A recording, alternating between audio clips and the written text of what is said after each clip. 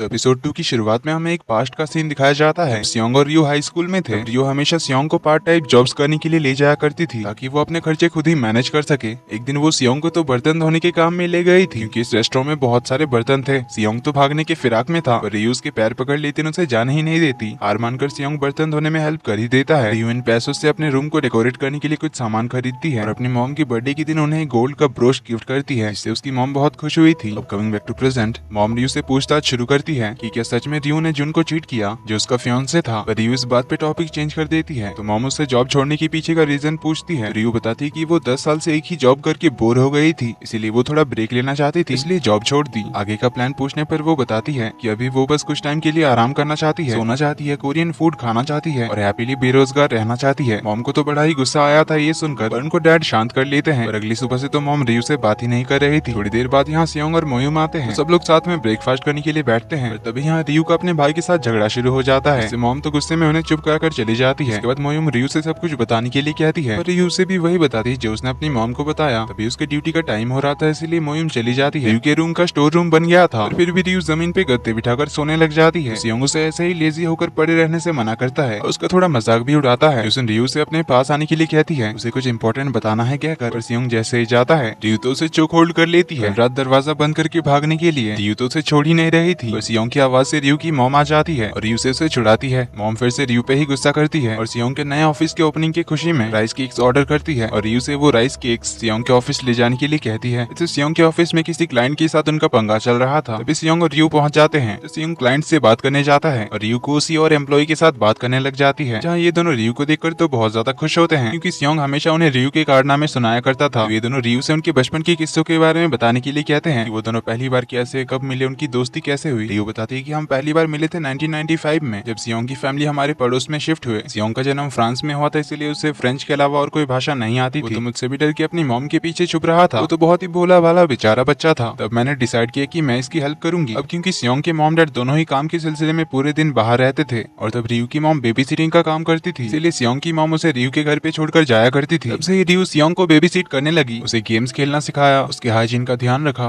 उसको न्यूट्रिशनल खाना खिलाया। इवन मैंने उसको अपने हिस्से का खाना तक दिया, कोरियन बोलना सिखाया, उसको दूसरे बच्चों के साथ घुलने मिलने में मदद किया। इवन मैंने उसे सही से पैसों का यूज करना भी सिखाया। इसीलिए हम कह सकते हैं कि मैंने उसे पाल पोस कर बड़ा किया है। गोइंग बैक टू प्रेजेंट, तभी सियोंग आ जाता है और बताता है कि ये सब कुछ झूठ बोल रही है, इसने अपनी तरीके से तुम्हें कहानी तो बता दी, अब असली कहानी मैं बताता हूँ। ये लड़की वो पागल इंसान थी जिससे मैं लाइफ में पहली बार मिला। पहली बार जब उनकी मुलाकात हुई थी तब रियो के चेहरे पर मिट्टी लगी हुई थी, उसकी नाक बह रही थी, इसीलिए सियोंग उससे दूर भाग रहा था। हमेशा रियो की नाक बहती ही रहती थी, इसलिए सियोंग को बिल्कुल भी अच्छा नहीं लगता था। खेल के नाम से वो हमेशा तोड़फोड़ मचाती थी, बिना बोले टॉयलेट में घुस आती थी। मुझे बीन्स खाना पसंद नहीं था तो रियो अपने हिस्से की भी बीन्स मुझे जबरदस्ती खिलाती थी। गेम्स में हमेशा मुझे ही लूजर बनाती थी, इवन मेरी पॉकेट मनी के पैसे भी ले जाती थी और उससे खुद चॉकलेट और आइसक्रीम खाती थी। इन्हीं सब बातों को लेकर प्रेजेंट में भी उनकी बहस शुरू हो जाती है। मियांग और लीना उन दोनों को छोड़कर बाहर जाने लगते हैं। मियांग को एक कॉल आता है, वो काफी शॉक्ड हो जाता है। इधर पड़ोसी औरतें रियो के बारे में गॉसिप शुरू कर देते हैं क्योंकि उस रात जब रियो की मॉम चिल्ला चिल्ला कर उसके पीछे पड़ी हुई थी तब सबने इनकी बातें सुन ली थी। रियो की शादी टूट गई, उसे जॉब से निकाल दिया और ये गॉसिप धीरे धीरे बढ़ती जा रही थी। तो रियो की मॉम गुस्से में अपने फ्रेंड के शॉप में आती है जो उन्हें एक और झटका देती है। कुछ दिन बाद सियोंग के ऑफिस ओपनिंग के दिन रियो एंड सियोंग की मॉम के सारे पुराने स्कूल के क्लासमेट्स भी आएंगे, जिनके सामने रियो की मॉम ने बहुत बड़ी बड़ी बातें कर दी थी बेटी की जॉब और उसके फियांसे के बारे में, क्योंकि रियो का फियांसे इंटरनेशनल लॉयर था और अब तो ना जॉब है ना शादी। यानी रियो के मॉम के फ्रेंड्स इनको लेकर मजाक उड़ाएगी, इसीलिए काफी परेशान होती है। रियो का भी किसी चीज में मन नहीं लगता, वो काफी परेशान होती है। अगले दिन रियो की मॉम शादी तोड़ने का रीजन जानने के लिए जुन को कॉल करती है, लेकिन वो उसका कॉल नहीं उठाता। अब रियो उनका फोन देख लेती है तो वो उनके फोन से जुन का नंबर डिलीट कर देती है और इन्हें गुस्से में कहती है कि उसे फोन करने की कोई जरूरत नहीं है। इधर सियोंग के ऑफिस के ओपनिंग होने से पहले ही प्रॉब्लम आ गई थी, वजह से इनके प्रोजेक्ट्स को रोक दिया गया था। जब तक वो दोबारा चालू नहीं होती तब तक इनको पेमेंट नहीं मिलेगा। तो इस पर हमें पता चलता है कि रियो को तो असल में कंपनी ने निकाल दिया था और उसका फियांसे उसे चीट कर रहा था, इससे वो और ज्यादा हर्ट हुई थी, इसीलिए वो कोरिया वापस आ गई। इधर सियोंग के मॉम डैड के बीच भी शायद कुछ सही नहीं चल रहा था। इधर रियो शाम को घर आते हुए एक अनार का पौधा ले आती है और सियोंग को दे देती है। उसके ऑफिस के ओपनिंग की खुशी में सियोंग उसे कल शाम को लेकर आने के लिए कहता है। है। रियू कहती कि वो कल बिजी है। तो अगली सुबह रियू की मॉम तैयार हो रही थी ऑफिस के ओपनिंग सेरेमनी में जाने के लिए। उन्हें वो गोल्ड का ब्रोच नहीं मिल रहा था। रियू ढूंढने में हेल्प करती है लेकिन उसे भी नहीं मिलता, तो मॉम ऐसे ही चली जाती है। पर यहाँ जैसा रियू की मॉम ने सोचा था वैसा ही होता है। उनकी क्लासमेट्स रियू की शादी टूटने की गॉसिप करने लग जाते हैं, जो सुनने काफी ज्यादा एम्बैरेसिंग लगता है। पर वो चेहरे पे झूठी स्माइल रखकर पार्टी एंजॉय करने का एक्टिंग करती है। जब वो वॉशरूम में थी तब उन्होंने अपनी क्लासमेट्स को अपनी बुराई करते हुए सुन लिया था, क्योंकि उनके सारे क्लासमेट्स सक्सेसफुल थे सिर्फ रियू की मॉम को छोड़कर। इसीलिए और ज्यादा फ्रस्ट्रेट होती है। तभी यहाँ ऑफिस के बाहर रियू आ जाती है अपनी मॉम को वो ब्रोच देने के लिए। इसको बाहर सियोंग देखकर उसे अंदर ले आता है, तो सियोंग उसे थोड़ी देर के लिए अंदर आने के लिए कहता है और उसके लिए कुछ खाने के लिए लाने जाता है। तभी रियू की मॉम वॉशरूम से बाहर आती है और उसे यहाँ देखकर पैनिक करने लग जाती है, क्योंकि अगर रियू को उनके क्लासमेट्स ने देख लिया तो वो लोग हजारों सवाल करेंगे। इसीलिए वो ब्रोच को उसे लेकर उसे जाने के लिए कह ही रही थी। पर तभी उनके सारे क्लासमेट्स नीचे आ जाती हैं। अब रियू से वो लोग सवाल जवाब शुरू करते। इससे पहले ही रियू की मॉम सामने से उन्हें बता देती है कि रियू ने अपनी पुरानी जॉब छोड़ दी, क्योंकि इसे उससे भी कई अच्छी कंपनियां स्काउट करना चाहती है। बहुत सारी और ज्यादा बड़ी बड़ी कंपनियां रियू को अपनी कंपनी में चाहती है, इसलिए उसने पुरानी जॉब छोड़ दिया और हम सबसे बस कुछ दिन के लिए मिलने आई है। पर जल्दी ही डिसाइड करके वो यूएस चली जाएगी, क्योंकि आखिर यूएस में ही तो इसकी असली जगह है। जो सब सुनकर रियू को तो बहुत ही ज्यादा बुरा लगता है और वो अपनी मॉम की खातिर यहाँ पे कुछ भी नहीं बोलती। पर घर आकर वो अपनी मॉम से कहती कि क्या मैं आपको इंसल्टेड फील कराती हूँ, आपने ये सब बोलने के लिए कब से प्रैक्टिस कर रखा था। मॉम कहती मैंने कोई झूठ नहीं बोला, तुम यूएस वापस जाओगी। रियू कहती कि आप कभी नहीं चाहती थी ना कि मैं यहाँ वापस आऊँ, इसलिए आपने मेरे रूम को स्टोर रूम बना दिया।